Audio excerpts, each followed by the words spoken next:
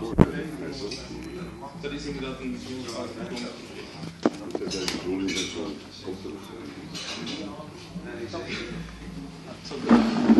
Chez nous, allez, bij ons zitten Walen, de Wallons de Liège. Tout à fait. Tout à fait. Dans le micro. Tout à fait. Donc, bienvenue à Anvers, la capitale del cannabis. merci. Cannabis en Liège, comment ça va? Le cannabis social, ça va, on essaye quoi. Là pour le moment, nous, point de vue, on a ouvert notre cannabis social club donc lundi, il n'y a pas longtemps. Et on avait auparavant, donc 6 mois auparavant, on avait préparé un rapport avec tout ce qui était expliqué, avec le plan financier et qu'est-ce qu'on comptait faire dans la SBL. Donc on a envoyé ça au procureur du roi, au chef de corps de la police, au roi, au Premier ministre et au bourgmestre de notre ville. Malheureusement, on n'a eu aucune réponse de leur part, à part de la police, qui nous a dit que c'était un projet qui était bien écrit, bien amené. Mais malheureusement, vu les lois qui étaient en vigueur et qui allaient changer, ils ne pouvaient pas se permettre de nous donner leur accord. Donc nous, on a encore attendu 1 mois, 2 mois. On n'a pas eu de réponse du bourgmestre. Donc nous, à partir de ce moment-là, on a lancé la SBL. Et on va voir ce que ça va donner, mais on espère faire ça en transparence avec la police et notre ville de Liège, mais voilà, on attend. Et le bourgmestre de Liège, c'est qui? Monsieur Demeyer, Olivier Demeyer. Et son attitude Son attitude, je crois que c'est un peu comme tous les bourgmestres. Avant les élections, il était positif. Et après? Maintenant, après les élections, non, on n'a même plus de nouvelles. Plus de nouvelles? Non, plus de nouvelles, plus rien. Pourtant, on a essayé de le rappeler plusieurs fois à son bureau, mais en vain, ça n'a servi à rien, on n'a pas eu de nouvelles du tout. Donc c'est pour ça que sans nouvelles, on a ouvert et maintenant on va voir comment ça va se passer. Dans le passé, surtout en Flandre et surtout en Hollande, les Pays-Bas, il y a une association avec un certain romantisme de l'usage du cannabis. Mais moi, je trouve personnellement que c'est disparu. C'est comment en Liège, c'est la même chose. Parce que c'est de l'industrie, c'est de l'agriculture. Tout à fait. Maintenant, à Liège, point de vue de la ville, point de vue des autorités, c'est comme toutes les villes, c'est interdit. Ils préfèrent dire qu'il n'y a pas, alors que ça circule partout. Parce que Liège, je crois, est une ville où il y a beaucoup de fumeurs de cannabis, il y a beaucoup de consommateurs, et justement, on est normalement une ville à pouvoir promouvoir les cannabis social club et pouvoir faire une avancée dans la Belgique, mais là ça a l'air d'être le statu quo, ils n'ont pas l'air de vouloir bouger. Donc on essaye de faire avancer les choses et de pousser les choses pour que ça puisse évoluer. Maintenant, encore une fois, on va voir ce que ça va donner, parce que dans n'importe quel cannabis social club, il n'y a aucune certitude. On avance comme ça à l'aveuglette, en espérant qu'un jour on puisse faire bouger les choses. Oui. Et le matériel de base, le cannabis, d'où vient? D'où on l'a acheté? Le matériel de base, non, on peut le trouver ici en Belgique, parce que ça c'est quand même un peu hypocrite, mais c'est légal. Donc c'est-à-dire, maintenant le matériel de culture est utilisé pour cultiver des tomates, du basilic ou toute autre espèce de plantes qui peuvent être cultivées sous temps. Donc le matériel en lui-même est disponible tout à fait en Belgique. Maintenant, ce qu'on est obligé d'acheter ailleurs sur Internet, c'est les graines de cannabis pour faire germer. Mais sinon, à part ça, tout le reste est légal en Belgique. Ça coûte combien pour 100 grammes de cannabis à Liège? 100 grammes de cannabis à Liège, maintenant, si on passe par le réseau criminel, comme tout le monde connaît, et qu'on est obligé pour le moment de passer par là, c'est 10 € du gramme. Maintenant, par le Cannabis Social Club, nous, on aimerait bien arriver justement à ce que les consommateurs puissent avoir leur cannabis à 7 € du gramme et que ça puisse servir à créer de l'emploi, à faire de la formation et de la prévention. Dans les États-Unis, dans certains États, je suis oublié. Colorado, c'est légalisé un peu pour des raisons médicales. Oui, pour raisons médicales et même récréatives. Et depuis que ça a été légalisé, d'après ce qui circule sur Internet et des médias quand même assez connus, ils disent que le Colorado, depuis sa légalisation, a justement permis au Colorado d'être l'État le plus riche des États-Unis, d'avoir la criminalité qui a diminué, et tout le monde se porte mieux depuis qu'il y a eu la légalisation. Maintenant, il y a d'autres pays plus proches comme l'Allemagne, où là, ça a l'air de bouger aussi petit à petit. et beaucoup plus qu'ici en Belgique. La France, eux, c'est statu quo comme nous, même encore un peu pire. Et l'Espagne, eux, il n'y a pas encore de normes bien spécifiques. Et on verra aussi avec le temps, mais à mon avis, ça ne va pas aller sur du long terme comme ça. C'est classique, il y a la théorie stepping stone. Oui.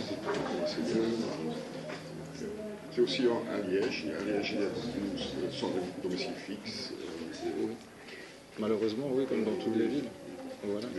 Je sais qu'à Liège, c'est très grave, assez grave. Et il y a la théorie stepping stone. Ça marche ou ça ne va pas théorie. Hein? Ah, ça, je ne comprends pas. Le stepping stone, ça veut dire tu commences avec le cannabis et puis c'est la cocaïne, cocaïne, et puis c'est l'héroïne. Oui, bah oui, mais ça, je crois que c'est un peu comme dans toutes les villes de Belgique. C'est une fausse idée qu'on a inculquée aux gens maintenant depuis des années, et les gens ont été éduqués dans cette idée-là. Donc, pour eux, le cannabis amène à la cocaïne et amène à l'héroïne, mais justement, c'est un tabou qu'il faudrait pouvoir changer et voir autrement. Aujourd'hui, dans les journaux flamands, il y a Bart de Wever, c'est notre chef de tourisme, et il veut répression. Oui, j'ai vu. Prévention contre tous les drogues. C'est à peu près la même chose. Tous les consommateurs commencent par boire du lait. Oui, il me disait juste en fait que pour lui, c'est comme si on disait que tous les consommateurs de cannabis commençaient à boire du lait. Donc voilà.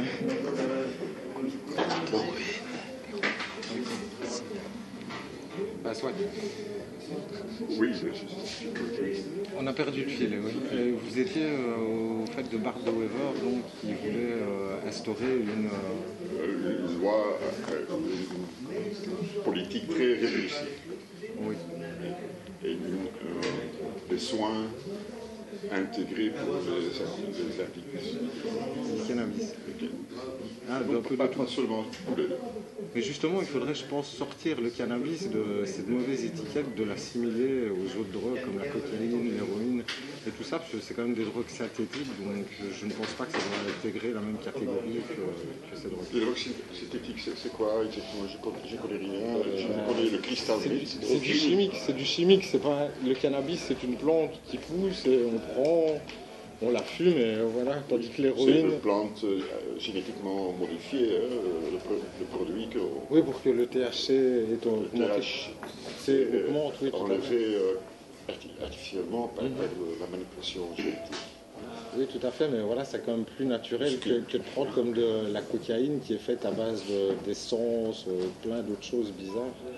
Et voilà, ça n'a pas du tout le même impact, je pense, sur l'être humain que le cannabis. Good for your health. et puis, oui, Louis, c'est là.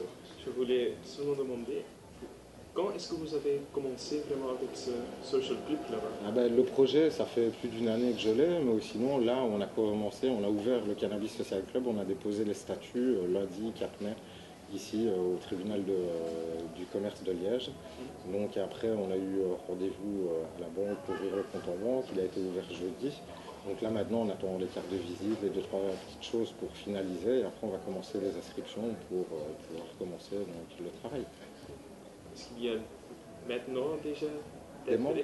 De l'intérêt, oui, via notre site Facebook. Les consommateurs. Voilà, via notre site Facebook, on a beaucoup déjà de demandes. Maintenant on a aussi des demandes de personnes qui disent « Ah, c'est quand que vous ouvrez votre coffee shop ?» Mais là on leur... Ah oui, voilà. Pour faire quoi? Pour actuellement consommer. Voilà, il ne faut pas confondre Cannabis Social Club et Coffee Shop. Ce Coffee Shop, c'est vraiment un profit, c'est pour rentrer de l'argent et se faire du bénéfice, tandis qu'un Cannabis Social Club, c'est vraiment pour aider les fumeurs de cannabis et pour leur permettre de pouvoir fumer une herbe de qualité, biologique et à des prix moins chers que dans le marché noir et sûrement moins dangereux parce que dans le marché noir, c'est beaucoup coupé, quoi. C'est souvent coupé au sable ou avec des choses pas bonnes du tout pour la santé et ça devient nocif et dangereux alors pour le consommateur de cannabis de pouvoir le fumer. J'estime que vous êtes pour la légalisation de tous les drogues.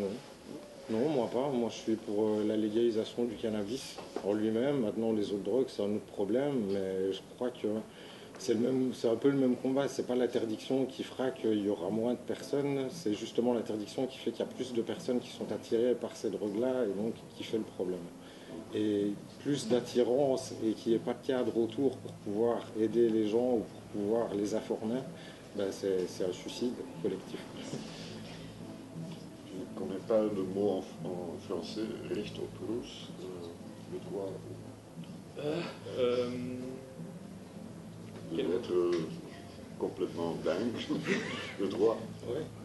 Et c'est dans notre société aujourd'hui, dans notre État, dans toute l'Europe, on est contre ça. Le politique, le monde politique est contre le droit au être dingue. Sauf le Portugal, je pense. Je crois que c'est un des seuls pays qui a décriminalisé un peu toutes les drogues. Et justement, ils voient qu'il y a une diminution des personnes qui sont accros ou qui vont vers ces drogues-là depuis qu'il y a eu une décriminalisation. Excusez-moi. J'ai rien d'autre à demander pour l'instant. Mais restez bien ici. Ah bah oui, mais de toute façon on va rester jusqu'à la fin et on espère voir beaucoup de monde parce que voilà, le but c'est justement de montrer qu'il y a beaucoup de monde qui veulent faire changer les choses et qu'il est temps de voir autrement. Parce que j'ai vu des gens ici, j'ai fait un petit tour à la place de l'Aurore. Il y a beaucoup de police. Beaucoup de police et beaucoup de gens qui sociologiquement sont disons, dans la marginalité de la société. Et ben,